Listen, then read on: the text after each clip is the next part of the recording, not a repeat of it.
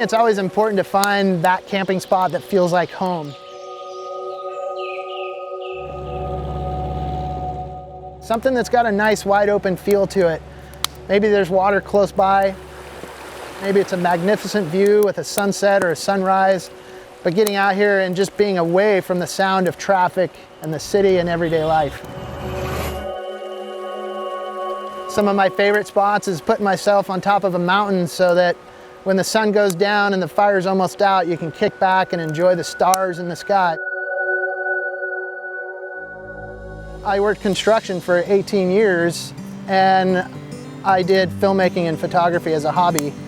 And I learned what it was like to be passionate about something. And so living in a van was a means of me being able to get out and pursue my dreams of becoming that photographer and that filmmaker.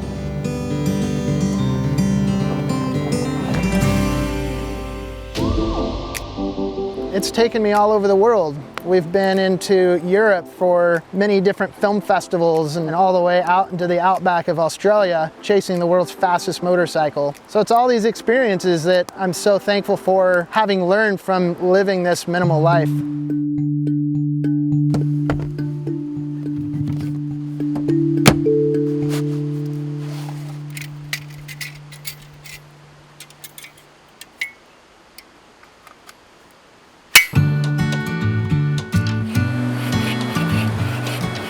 Nature's so unpredictable. You have no idea what you're going to get yourself into.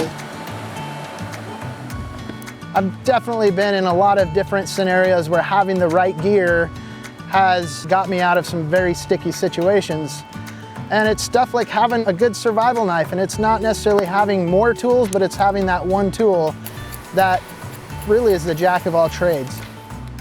It adds a lot of confidence to whatever it is that you're out doing.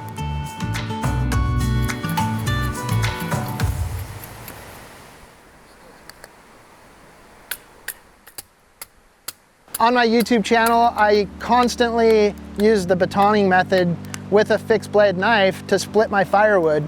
And on my YouTube channel, I honestly get so many questions of, hey, why don't you use an axe? And to be honest with you, I carry 3 axes here inside my van, but my go-to method is using a fixed blade knife because it's more accurate, it's safer, you're not swinging a blade around. I feel much more confident using a tool that's accurate like that. Cooking more basic meals over a campfire is a challenge. It gets you away from fast food and processed food. You can actually enjoy a wonderful meal that is basic over a campfire out here in the woods. And there honestly is something about cooking over a fire that really seriously adds so much more flavor to it. So the fire's hot, the river's trickling by. I'm going to show you guys how to make one of my more favorite meals, which is just simple. It's a steak, zucchini, asparagus, and honestly, it doesn't get any better than that over a campfire.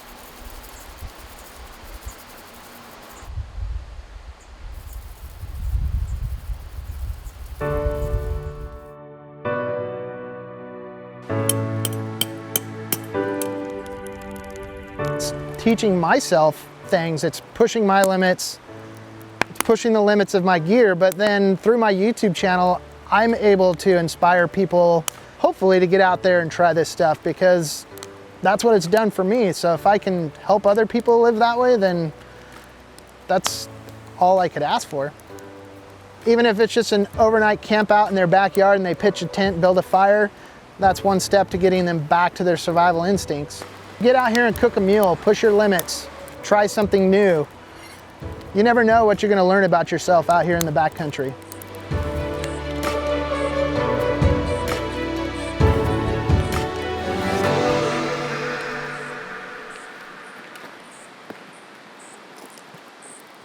So one of the things that I've learned through the comments on my YouTube channel is, in my first few cooking videos, I was chasing my cutting board around as I was cutting my vegetables.